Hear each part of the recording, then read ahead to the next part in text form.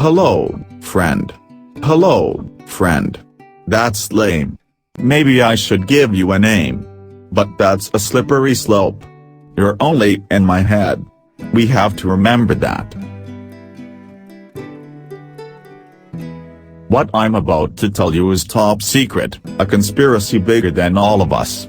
There's a powerful group of people out there that are secretly running the world. I'm talking about the guys no one knows about, the guys that are invisible. The top 1% of the top 1%, the guys that play God without permission. And now I think they're following me. I'm good at reading people. My secret, I look for the worst in them. Is it that we collectively thought Steve Jobs was a great man, even when we knew he made billions off the backs of children? Or maybe it's that it feels like all our heroes are counterfeit. The world itself's just one big hoax. Spamming each other with our random commentary of bullshit masquerading as insight, our social media faking as intimacy. Or is it that we voted for this? Not with our rigged elections, but with our things, our property, our money. I'm not saying anything new, we all know why we do this, not because Hunger Games books makes us happy but because we wanna be sedated. Because it's painful not to pretend, because we're cowards. Fuck society. Old habits, they die hard. You think people out there are getting exactly what they deserve? No. They're getting paid over or under, but someone in the chain always gets bamboozled. You don't take down a conglomerate by shooting them in the heart. That's the thing about conglomerates, they don't have hearts. You take them down limb by limb. And as they unravel, their illusion of control unravels. Give a man a gun and he can rob a bank, but give a man a bank, and he can rob the world. People walk around, act like they know what hate means. No one does, until you hate yourself. I mean truly hate yourself. That's power. Continuously getting legit refills isn't realistic, and neither is being a junkie. How do we know if we're in control? That we're not just making the best of what comes at us, and that's it. Trying to constantly pick between two options. Like your two paintings in the waiting room. Or Coke and Pepsi. McDonald's or Burger King? Hyundai or Honda?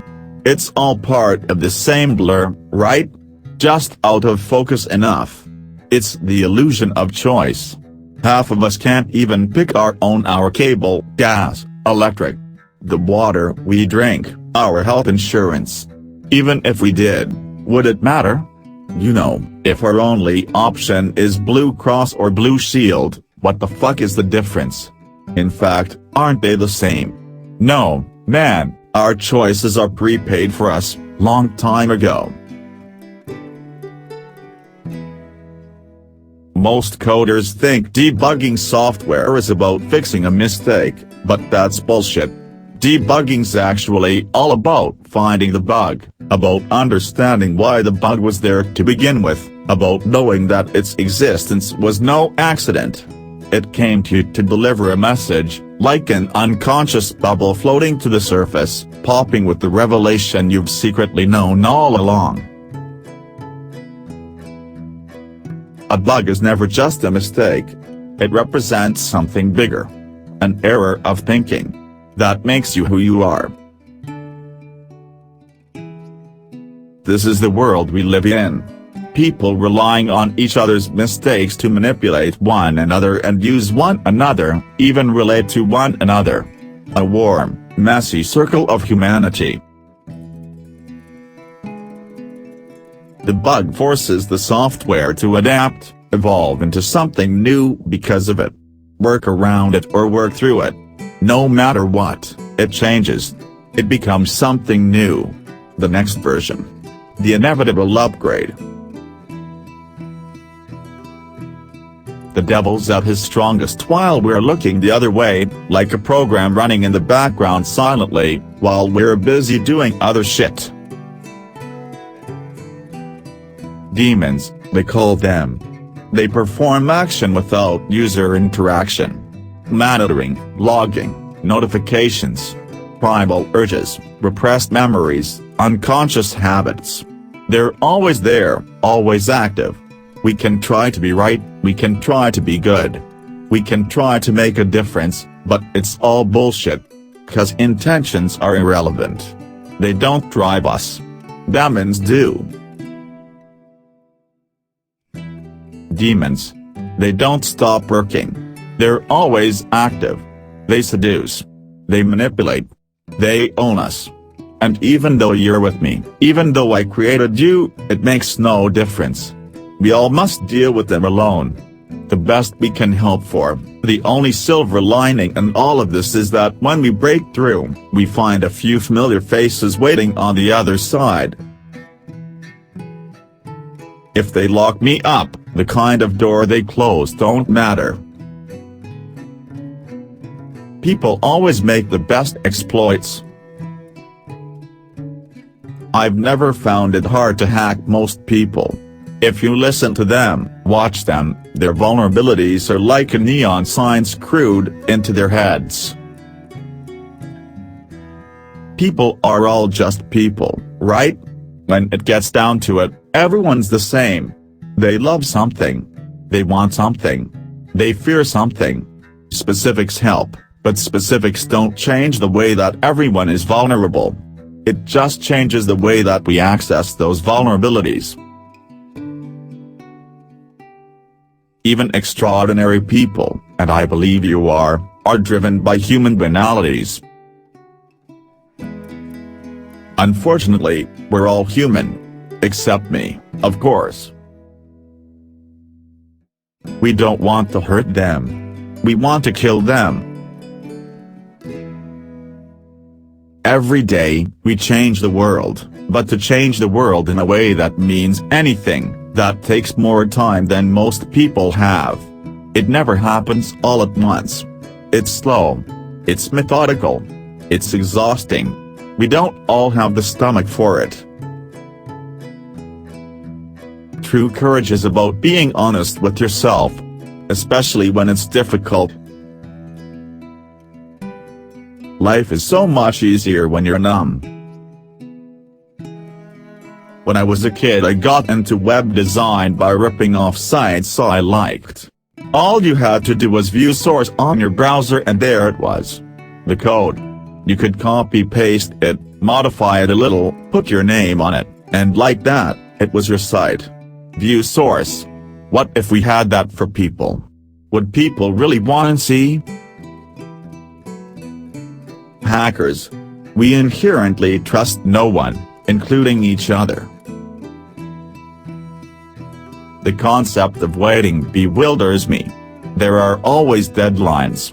There are always ticking clocks. That's why you must manage your time. Every hacker has her fixation. You hack people, I hack time. So you should know that when I set a timeline, there's a reason. We're all living in each other's paranoia. Sometimes it's hard to listen to an explanation, even when it's from myself. Especially when it's from myself.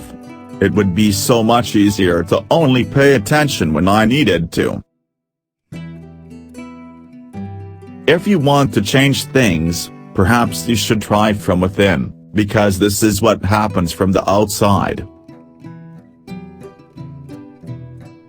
A simple program, a worm that can make data unreadable, malware that took Darlene maybe 2 hours to code. Is that really all it takes to kill the world? So this is what a revolution looks like, people in expensive clothing running around. Not how I pictured it. You're losing it, kiddo. I'm only supposed to be your prophet. You're supposed to be my god. Is any of it real? I mean, look at this. Look at it. A world built on fantasy. Synthetic emotions in the form of pills, psychological warfare in the form of advertising, mind-altering chemicals in the form of food, brainwashing seminars in the form of media, controlled isolated bubbles in the form of social networks. Real? You want to talk about reality? We haven't lived in anything remotely close to it since the turn of the century. We turned it off, took out the batteries, snacked on a bag of GMOs while we tossed the remnants in the ever-expanding dumpster of the human condition. We live in branded houses trademarked by corporations built on bipolar numbers jumping up and down on digital displays, hypnotizing us into the biggest slumber mankind has ever seen. You have to dig pretty deep, kiddo, before you can find anything real. We live in a kingdom of bullshit, a kingdom you've lived in for far too long. So don't tell me about not being real. I'm no less real than the fucking beef patty in your Big Mac. Better the devil you know than the devil you don't.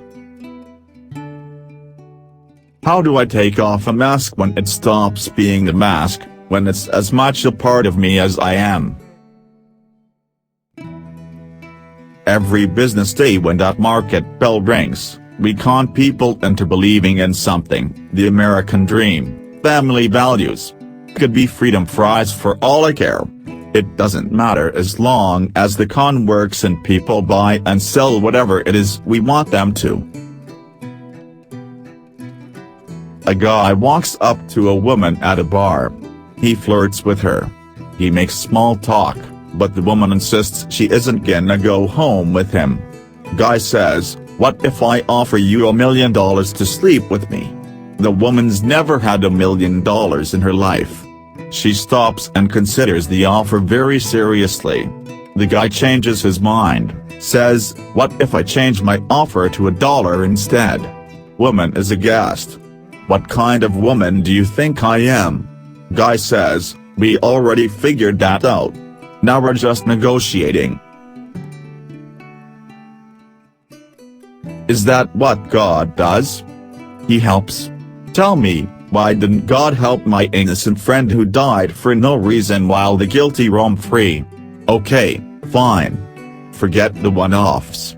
How about the countless wars declared in his name? Okay, fine. Let's skip the random, meaningless murder for a second, shall we? How about the racist, sexist, phobia soup we've all been drowning in because of him? And I'm not just talking about Jesus. I'm talking about all organized religion, exclusive groups created to manage control, a dealer getting people hooked on the drug of hope, his followers nothing but addicts who want their hit of bullshit to keep their dopamine of ignorance, addicts afraid to believe the truth, that there is no order, there's no power, that all religions are just metastasizing mindworms meant to divide us so it's easier to rule us by the charlatans that want to run us. All we are to them are paying fanboys of their poorly written sci-fi franchise. If I don't listen to my imaginary friend, why the fuck should I listen to yours? People think their worship's some key to happiness. That's just how he owns you. Even I'm not crazy enough to believe that distortion of reality. So fuck God. He's not a good enough scapegoat for me. Control is about as real as a one-legged unicorn taking a leak at the end of a double rainbow. The whole thing is a fall. It can't help but be. A perpetual state of grasping in the dark. It's not about getting up. It's about stumbling in the right direction. It's the only true way to move forward. Trust me, in this day and age, it's sicker not having panic attacks. Since when did pretending everything's okay suddenly become the almighty norm? The only way to patch a vulnerability is by exposing it first. Annihilation is always the answer. We destroy parts of ourselves every day. We Photoshop our warts away. We edit the parts we hate about ourselves, modify the parts we think people hate. We curate our identity, carve it, distill it. Chris is wrong. Annihilation is all we are. Always good to have dreams.